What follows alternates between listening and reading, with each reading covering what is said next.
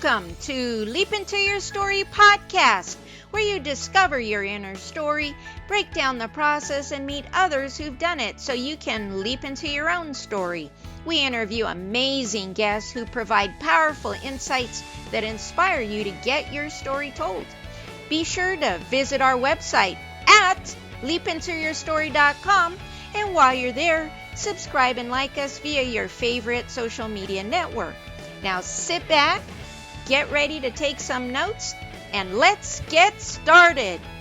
This episode of Leap Into Your Story podcast is brought to you by Leap Into Your Story course. Visit leapintoyourstory.com, where you have a guide to get your story told. I'm Victoria Anderson, and welcome to the Leap Into Your Story podcast. You discover your inner story, work through the process, and meet others who've done it. We interview amazing guests who provide powerful insights that will inspire you to leap into your own story. Be sure to visit our website at leapintoyourstory.com, and while you're there, subscribe and like us via your favorite social media network. In this episode, we'll be discussing consciousness of art. My guest today is Pat Benincasa, an award-winning artist, art educator, and podcaster who loves to give form to a good idea or story. She incorporates paint, steel, and even words to leap into her story. Her art has received national and international recognition, and she's been awarded the National Percent for Art and General Services Administration Art and Architecture Commissions. She also hosts Feel to Capacity, a podcast for people too stubborn to quit and too creative not to make a difference. So, Pat, welcome and thank you for joining us today. Victoria, I'm delighted to be on your podcast. Thank you so much. Yes.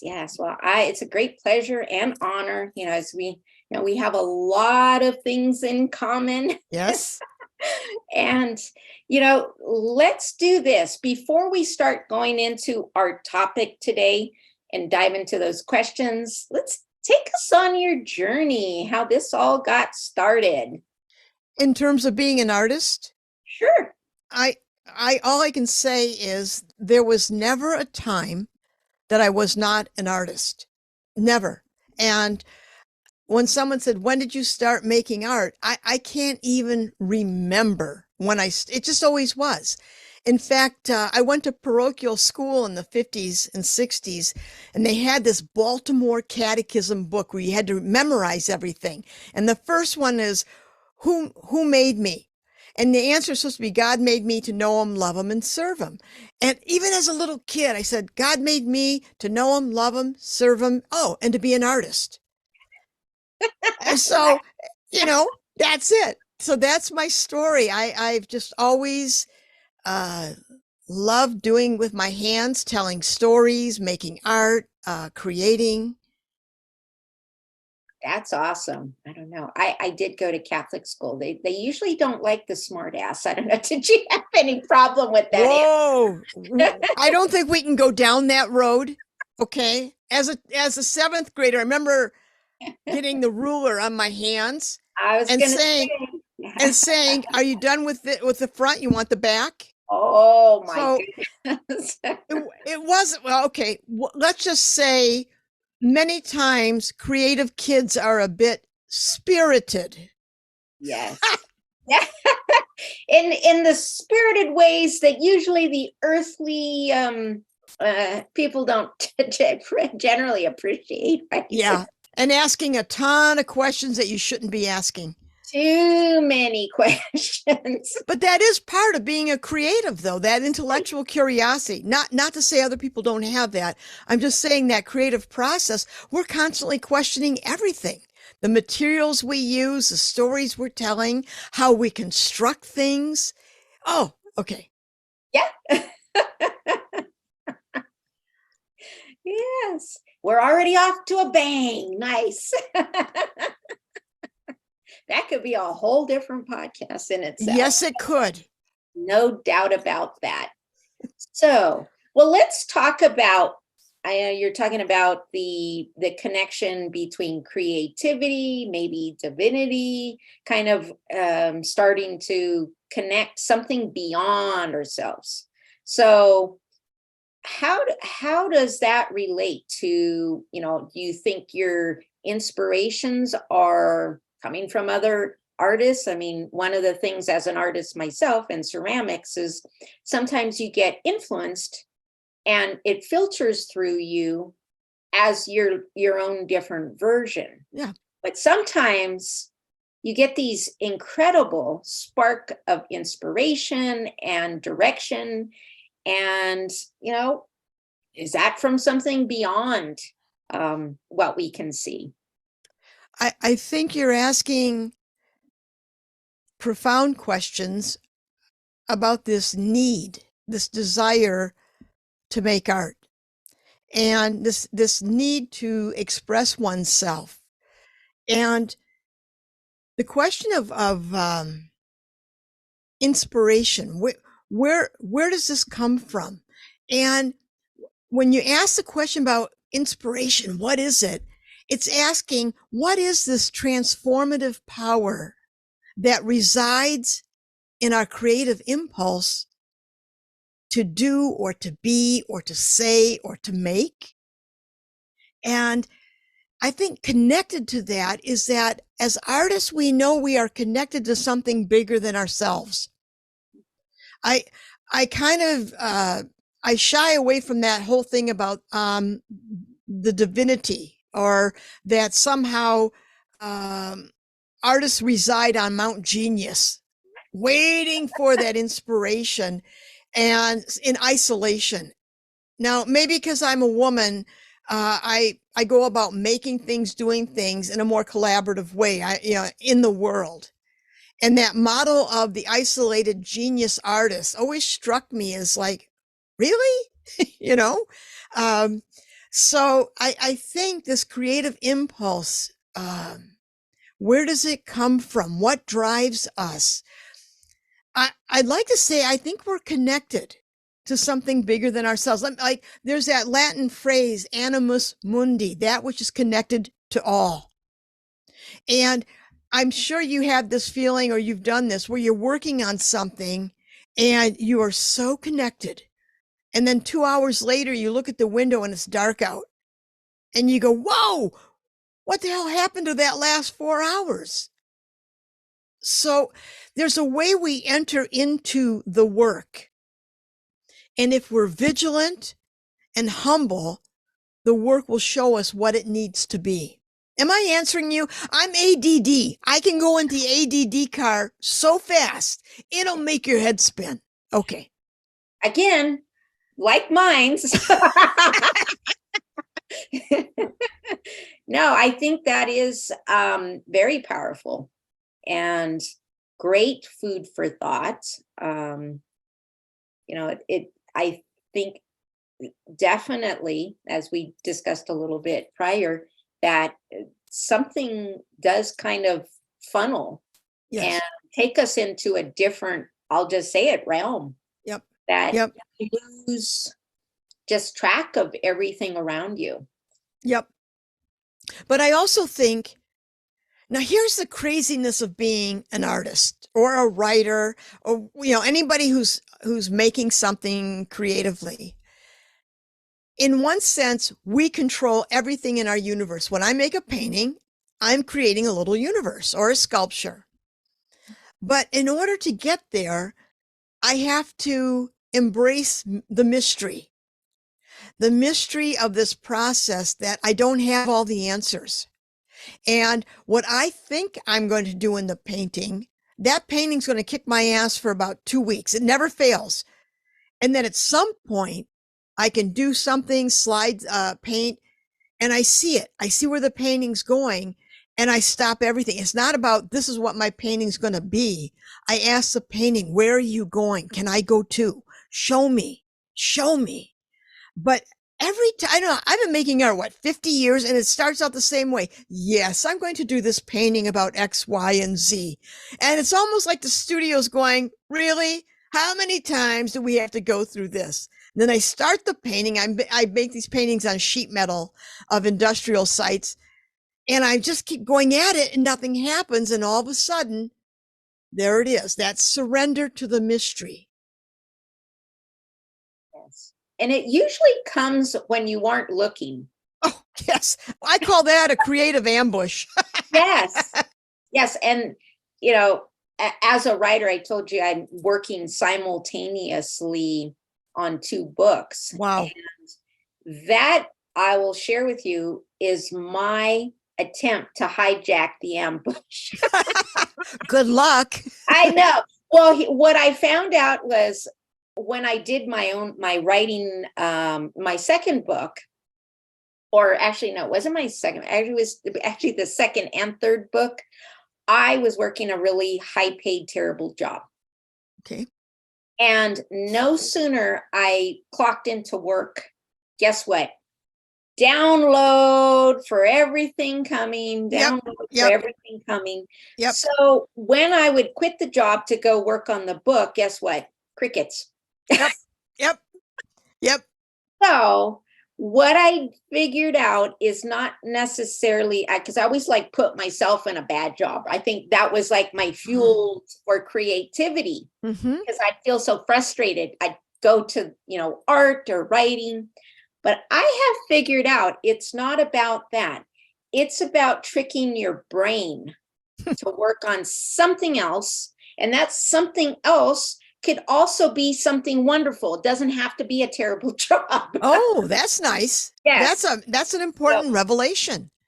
So now that's what this dual booking is about. I get stuck on the fiction book. Well, I'll just go right on the memoir, because I know where at least I know, and that's part of it. We'll talk about when, I think part of one of our questions here was, how do you follow what you don't know? Well, the fiction book is a little bit about that, but the nonfiction memoir, I kind of do know where it's going. Yep. So I have to bounce between the knowing and the, like the unknowing. Yep. And that does something to fuel, a positive motion that gets me out of the stuck mode. Well, you really highlight a key critical point. Every creative person has their own process, and one size does not fit all. So maybe for you, being in the terrible job getting downloaded, but then when you come back to write the book, crickets are going on. That was your process. During the download, you can't do anything about it, but maybe your brain is whirring away, absorbing everything. I think everybody has this kind of creative dance that we do in our own art making. And it's very personal. Not one person is similar to the other. And I love that. I taught art for many years, art college and arts high school. And I love being around those kids, because if I had 15 kids in there, it was like feral cats creatively. They're all going in different directions, but I'm artist enough to know to respect that they would find their way into their work. I was just a tour guide on the way. So here's some things to think about. Is this working for you? So creative process is also a major part of this discussion as well. Right. And I think it goes back to, not only finding your own way, but, sometimes you can get inspired from beginner people. Oh, always. That's like in my situation I had shared earlier, was that, here I had this very well-established ceramics teacher who'd been doing ceramics for 50 years, and I had been doing it for like 5 weeks, Yep. And he got inspiration from me. And that's something that I like working with, say, new writers, because, they think that I'm really going to teach them, which is, I might give them the fundamentals, to feel comfortable to explore on their own. Yes. But Yes. ultimately, even if it's not nothing technical, but it's insightful that they can look with things with a fresh eye. And I go, I didn't think about that. All the Yeah. years I've been writing. Exactly. Yeah. Yeah. Yeah. I always think it's fun. That's why my main core are new writers. Mm-hmm. There's a few that got stuck, right? And I have to find out where their stuckness is and try Yep. to work through that. But generally, I love working with the newness Yeah. of writers. Oh, absolutely. I always felt that way in the studios teaching. I loved being around that energy. Yes. The questions they would ask were so out of left field, and that raw energy and passion and their desire to make and express themselves. How can you not just want to take that in? I mean, I love those kids fiercely. I really respected them. I'm not teaching anymore. I stopped teaching a couple of years ago. I do guest lectures at colleges and high schools, but there's something about that energy, and I agree with you. That beginner energy is just it's just like a cold glass of water on a very hot day. Yes. Yes. It's just very refreshing on multiple levels. It is. And it reminds me of, when I'm in the corporate world and, there's people who want to excel to leadership or just in the job. And, one of the things that I always go back to the selective processes, we can train people on, procedure and, soft skills and things. But there's one thing that we cannot add to that person, and that's enthusiasm. Oh, passion, Passion enthusiasm. and enthusiasm. Yeah. Because even I've told people you need to go with the person who's got passion and Yep. enthusiasm over the skills sometimes, because it's only a matter of time that those skills will come, Yep. the process will come. But the person who knows how to do their job as an empty shell, good luck. You can't, there's no way there's no money's gonna make them enthusiasm. No. So, it's that same kind of drive, that newness, the enthusiasm, the passion, always trumps, at least in my world, over anything else, because that's yes. something that's internal that doesn't get affected externally.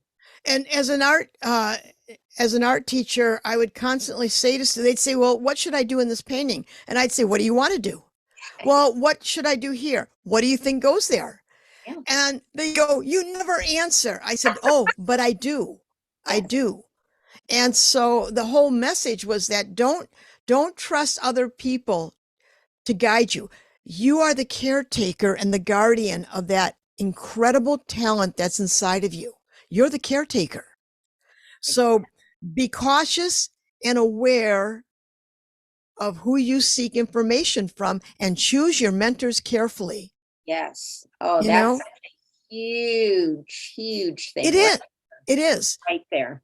Because when you're young, you're not sure about your creative process, and it's so easy to give your power away. It is. Yeah. And that is, that's something that I think that hasn't been kind of gone over with any of my guests. And whoa. Yes. Well, then, shall we just roll up our sleeves for a moment? I know. Yes. Okay. So I can tell you, I was rejected from 10 graduate schools when I applied to grad school.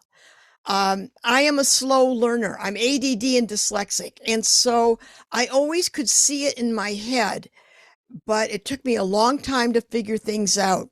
So I sent portfolios to 10 schools, and all my friends were getting these scholarships from these big ass important art schools. I was getting rejection letters. And I can remember there were 2 schools. I sent a new portfolio to each. And when I called them, because they didn't call me, the professor said, look, maybe art isn't for you. And I had been told that so many times that when I did get into grad school on probation, I didn't care. I got in. I thought that to be an artist, I had to have an MFA. I didn't know better. I just thought that was it. So that's why I worked so hard to do that. But had I listened to 10 of those schools and those 2 professors saying, look, maybe art isn't for you, I'd be a very unhappy human being. And they're official. These are these important schools. And who was I? Hell, I was 18? I didn't know anything except my one reason for being on this earth, because I was made to be an artist. It wasn't a career. It was a calling. And I kept thinking, what the hell's wrong with these people? Don't they understand I have to be an artist? They don't get it. And I don't know who gave me that gift to think like that. But often younger artists are talked out of things. Yes. And the message is hang tight. When someone says, well, it's not done like that. Really? Watch me. And if they try it and it fails, maybe they'll figure out maybe that process, why people don't like doing it. But that's their information. As creatives, we got to try it. Yeah, exactly. Because you really don't want to live a life of regret. No. Even if it doesn't work out, you've done it. Yeah. Things in it that you could learn from and apply it elsewhere. Yes. Yeah. And those are my mistakes. Big badass mistakes. They're mine. I did that. That's right. Yeah. Yeah. That's right. Go big or go home. That's right. Well, I figure, you know what? It's not really a mistake unless it's big sometimes. True. Because you're like, whoa. I mean, what if somebody told Edison that he would never build a light bulb? You know what I mean? Didn't he try like 1,000 times? Yeah. And what did he say? I figured out how not to make a light bulb 1,000 different ways, right? Yes. So sometimes, you have to try different things. Sometimes there's a variable. I don't necessarily overthink what didn't go right. But what I focuses on is not so much the decisions, but the feeling behind the decision. Because we know it was a dumb decision, but we've probably went into, I should do this, right? Yeah. And you think that might be, as soon as you go into should land, you're done. Yeah, you're done. Instead of just saying, I need to honor that feeling. There's a reason why that feeling came up. I need to go explore it. Yes. And, speaking of, bad mentor, they weren't necessarily bad, but I did have one mentor in my life who was actually a fellow ceramicist. And I looked up to him. He was wonderful in every way. But when I told him that I had been laid off not once, but twice after 9/11, that I was going to take my part-time antique business with my husband full-time. You know what he told me? Are you nuts? Have you lost your mind? You're going to be, you're going to destroy your resume, your blah, blah, blah. Yep. I mean, flat out. Yep. I Look, know. He's like, kid, I'll find you a job. I was a bookkeeper in LA. And I'm like, no. Taking the leap into the antique business was probably the best decision. Wonderful. Because not only was I able to use my business, because I'm both brained, business and the creative side combined, and we actually end up in the height of our business earning a 6-figure income. Oh, good for you. Something we loved. Oh, that's even better. We had, recognition in magazines, and, I was like, I knew he meant well, but again, I didn't go into I almost went into the same little party as, I should. I just bought Yep. a house and, Yep. my husband had a back injury, he can't work, and I probably should stay with the W-2 job. And I'm like, nah, follow the feeling where Yes. I felt like this is where we were supposed to be. Well, then you knew. Boom. But you bring up a really important point. I think one of the jobs of a creative person, and I'm purposely not saying artist because there's so many people in so many different walks of life that are so creative. As creative people, I think one of our jobs is to avoid the negativity of others. And sometimes you can't if they're in the family. So then you just talk about the weather. You stay the hell away from your art or anything like that. Yes. But in terms of who you surround yourself, I've always talked about this with students. Does that friend bring out the best in you? Does it make you adventurous? Do you want to take risks? Or is that person always giving you the 50 reasons why something can't be done? And they're great reasons. And so we got to be really careful because a hunch for a new idea or moving to start a new business is like a fragile seed. And we got to be very careful who we share those things with, Right. because those are big dreams that need to be honored. And it's great if they can offer some suggestions. Hey, you might want to think about blah, blah as you do this. Thank you. But when they say, oh, are you nuts? Why are you doing that? I had a gallery guy tell me he was carrying my paintings. I said, I'm working in glass. Dead silence on the phone. And I thought, part of me was saying, why do you do that? Stay with the painting. Stay safe. Stay with the painting. Well, I didn't want to.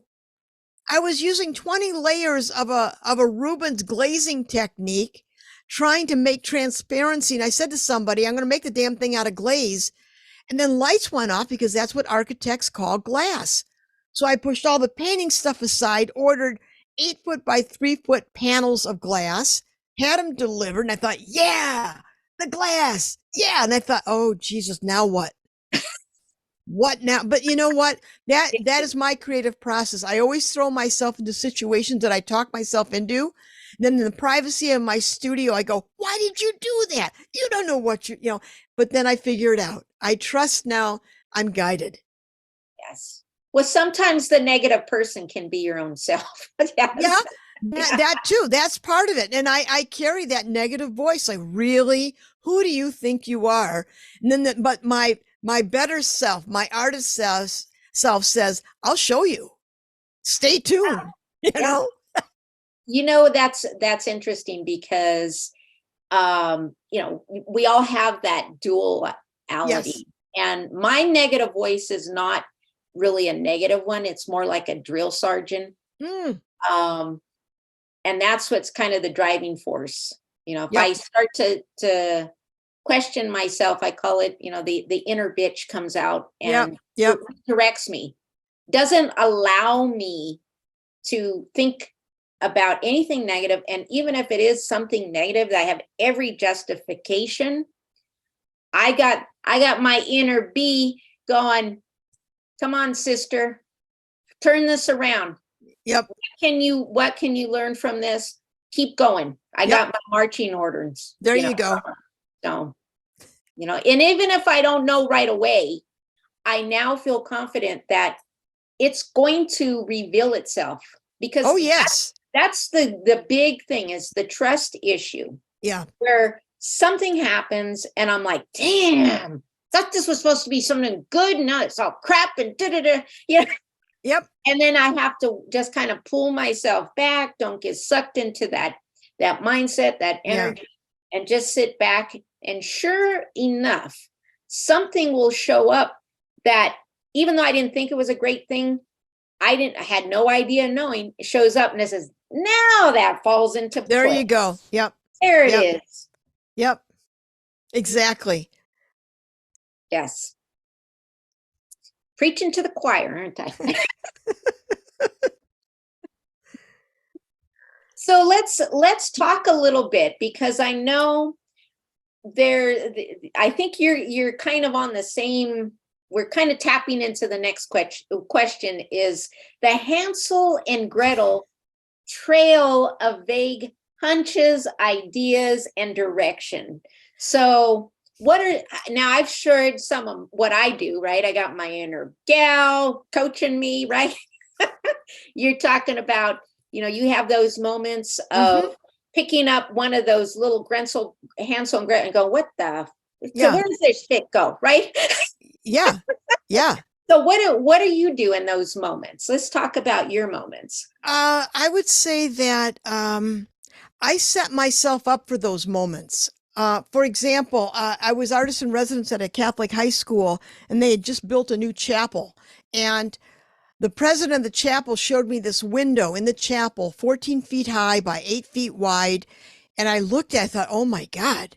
And he said, yes, we're going to put a big steel cross outside the front of the window. And I looked at him. I said, Joe, nobody puts a metal cross in front of a chapel. No. You need a 3-dimensional glass window that punches out in real space with a 10-foot glass cross on limestone boulders. And I heard myself say it. And he looked at me and I looked at him. And he said, show me, because I built 400 or 500 architectural models because people can't see what you're talking about. So I remember going back to my studio, closing the door. What did you do now? Was going through my head. And I thought, what did you do? What are you even talking? So I grabbed the hot glue gun, pieces of glass, cardboard. I went outside in the yard, got rock and stone, and I built the first redemption window. That was a 3-dimensional window that actually punched out away from the exterior. And so with a 10-foot glass cross on limestone boulders, and I used glass overlays to interpret the Gospel of Matthew, talking about dark clouds forming, there was the window. And they loved it, and they commissioned me to do it. Most of my big projects, things that I've done, I've talked myself into, and I think that's part of the trust. As a younger artist, I go, my God, what's coming out of your mouth? As I'm talking as if I talk like this all the time, that dialogue in my head's going, are you crazy? You don't know what you're talking. And I go, yes, limestone. So when I talk myself now, when I get a hit for something, I let it come out and I know, pay attention. There it is. And so I build models of it, and figure things out. And the model I made that day, a 3-foot by 4-foot model, is almost exactly the way it turned out. Wow. So that's how I I will follow the unknown. I trust that whatever direction I'm going, I'll figure it out. I'm guided. I feel guided. Well, we talked about the journey. Even if you don't know where it's going, try to be curious about that journey, because something triggered inside you that got your attention in the first place. Oh, and, whether or not you can move forward on it, at least pay attention to it. Absolutely. I think the universe gives us clues all the time if we listen and look. Yes. And as a younger artist, I was hell-bent, well, I'm going to do this and my work's going to do that. And I'm going to get a gallery, because that's how we were educated. And somewhere along the way, I thought, you know what? Stop with the outcome. Go with the process. Stop with I could hear it. Stop this. And over the years, I learned to let go of that. Yep. And go into the process of it. The revelation, the mystery, the joy, the unknown, scaring yourself shitless because you've committed to something and people are waiting for this and you got a deadline, but you trust. That's right. And I'll share with you, I recently took a remote viewing class. Good for you. Very kind of, I've heard about it. Although I write mainly about paranormal events, that remote viewing was something I had always been kind of interested in. And I thought I'd explore. And back to your point about how much information is out there and we just Oh, don't know about it.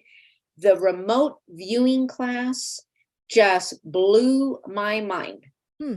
Now, there's times where I might touch something or see something that may trigger, but this class was, you were given a number, a subject number, and you had no other clues. And we were just told to be quiet for like probably not even 10 minutes. Mm-hmm.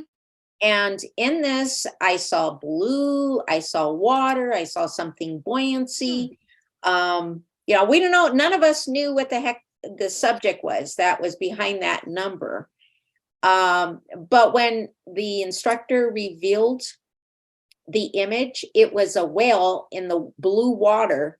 I mean, I was Oh, blown away. Now I can wow. see the blue color of the water, the kind of that dark midnight blue. I can feel something big floating Wow. in the water.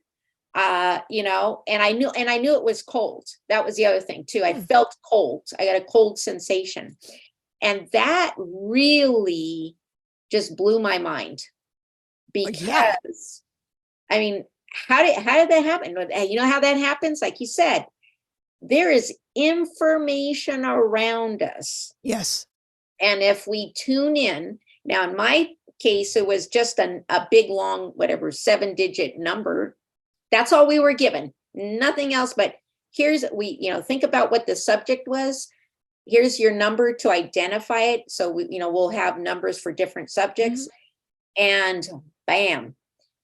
And I thought, well, that's kind of interesting. And I thought maybe that was a one-time hit. I took a different class 4 months later, same results. Wow. Different, of course, it was a different. We had a person in the class who says, I'm going to tell me about myself. Well, I kept seeing blue, and I seen a blue rose that turned into a glass that turned into a knitted blanket. So she shared that she was working on a knitted blanket with all different blue yarns. Well, So I'm like, you got to tune in. It's yes, all there. absolutely. Yep. So I hope if there's one takeaway, it's listen, Yeah. listen to your feelings, listen to those pings that come up and you're like, what is Oh, that? What is yeah. that? If you feel like you should decide to go take an art class at 2 p.m. in that afternoon, go find an art class that's 2 p.m., right? Yep. Exactly. Start looking. So Yep. follow the pings, follow the Hansel and Gretel pings that are Yep. along your way. Yep. Yes, definitely. Well, let's talk about, I know with your art, you says it's guided by your ancestors. So let's talk a little bit about that. Well, there's so much to say. Let me just say, uh, we don't know who comes in with us when we're born. Okay. And I believe when I talk about my ancestors, I talk about my beloved ancestors. I don't just say ancestors because I don't want to be bringing in people that, whoa, you just don't know about. So Right. I always say my beloved ancestors. Every morning I talk to them. I ask them for help through my day. When I go to bed at night, I thank them. It's very real to me. And I think that I've done many things in my art life. I've built my own studio. I've constructed a 7-ton glass and steel skylight waterfall in the state capitol grounds. That's pure geometry and with glass overlays. I've done so many different things. I build paintings out of sheet metal and wood of industrial sites, demolished sites. So excuse me, I'm really physical. And like when I built my studio, I hired these two guys. I drew all the specs, the plans, laid it out, research code. I'm always doing stuff like that. I'm always, and then it's like I'm guided. My studio, I have table saw, grinders, cutting steel, grinding rock, you name it, I'll do it. I'm doing all sorts of things I don't know. I research it, but I always felt like I'm guided. When those tools are in my hand, I feel like I'm in another world. And I'm not trying to say woo woo. I'm not meaning that. I just feel that, well, look at it this way. My parents were born in Italy. Italy is small. You go back hundreds and hundreds or thousands of years, that gene pool is residing in me. And I remember writing this down. In your blood is my knowing. Wow. And so I think that we are encoded if we listen and if we allow ourselves. I could have said, I'm not going to do three-dimensional glass and steel. I don't know anything about, I almost flunked geometry, as in school, but I love sacred geometry. I can see it in my head. But if you start asking me about X and Y and why they're hanging out together, I don't give a shit. I don't even know. That formulaic loses me, but I can see and envision. So the piece that I did at the state capitol and on the grounds, that was 614 pieces of cut art glass, 33 steel casings, and hung by unistruts, and that had never been done before. So I just feel, I don't think my ideas are that interesting. I think that I research all the time. I'm always reading. But I think that if I just left it to my own ideas, I don't think my art would be that interesting. I feel like I'm guided to explore these things, like a two-sided window. I hate flat windows. I can't stand them. Architects will design facade, but no one ever does dimensional windows. So I built, 10 models of two-sided windows in the 90s. That's where my mind goes, but I feel like I'm guided. Does that make sense? Yeah, sure does. It does. So I think that our ancestors, the ones who love us, would really appreciate it if we wouldn't just like dash into our lives as if they're not there. I think they genuinely want to help us and guide us. That hunch you get where, maybe I shouldn't park the car there. And then when you walk by, you see there was someone bashed into a car. Those little messages. Well, where do they come from? They're there for your benefit. Somebody's watching out. Yeah. And I like to think a lot of somebody's. Yes. Italian families, everybody has an opinion. So I ask when I wake up in the morning, I say, you guys, I've got to work on this today. I don't know jack about it. Whoever is good at this, will you come forward today? I need your help. I'm always asking for help. Yeah. Well, there's information all around us. Yes. Yes. Well, let's wrap this up with a question about your podcast, because you have your own podcast, but you have something very unique about how you go about it with your guests. Okay. Yes. I'm a podcaster, and I had to ask myself for a long time, why is an artist doing a podcast? Really? But then I thought, I'm guided, just do it. And I remember, I spend weeks researching my guests. If they wrote a book, I'll read it, everything about them. But I realized nothing came together until I made a graphic about their life. So I started pulling images about who this person is, images of their work. And then I knew what to ask. I knew what to do.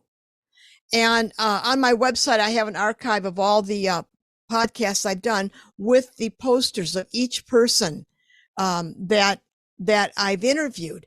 And so when I make this poster of their life, first of all, a podcast for me is portrait painting. It's a portrait painting. That's when I figured out why I need to do it, because I've done a lot of portraits, but podcasting is actually painting and allowing that person to reveal who they are. It's a 3D living, breathing digital portrait. So it just seemed to make sense that of course I have to make a poster of each person. And then after the podcast is over, I print it, I frame it, and I send it to them as closure. Yeah. That is awesome. Well, one last question for you, Pat. Okay. Where can we find more about you, and how do our listeners who are interested maybe purchasing your art? Well, thank you for asking. If you go to my website, www.patbenincasa-art.com, or you can just Google my name, Pat Benincasa. You'll go to my website. And on my website, you'll see all the pieces there. They are for sale. And you'll see Fill to Capacity, the podcast. My whole life is on that website. Anything you need to know, it's there. Good to know. Well, I want to thank you for sharing your fantastic insights, both on art and consciousness of art and about yourself. And I want to thank all of my listeners for tuning into the Leap Into Your Story podcast, where you discover your inner story, work through the process, and meet others who've done it so you can be guided in your journey to writing your story. Remember to visit our website at leapintoyourstory.com and enjoy even more great episodes like this one. Again, while you're there, subscribe and like us via your favorite social media network. We are looking forward to seeing you next time here on the Leap Into Your Story podcast. Thank you, Victoria. Thank you for tuning into the Leap Into Your Story podcast, where you discover your inner story, break down the process, and meet others who've done it so you can leap into your own story. Remember to visit our website at leapintoyourstory.com and enjoy even more great episodes like this one. Again, while you're there, subscribe and like to us via your favorite social media network. We're looking forward to seeing you next time on the Leap Into Your Story podcast.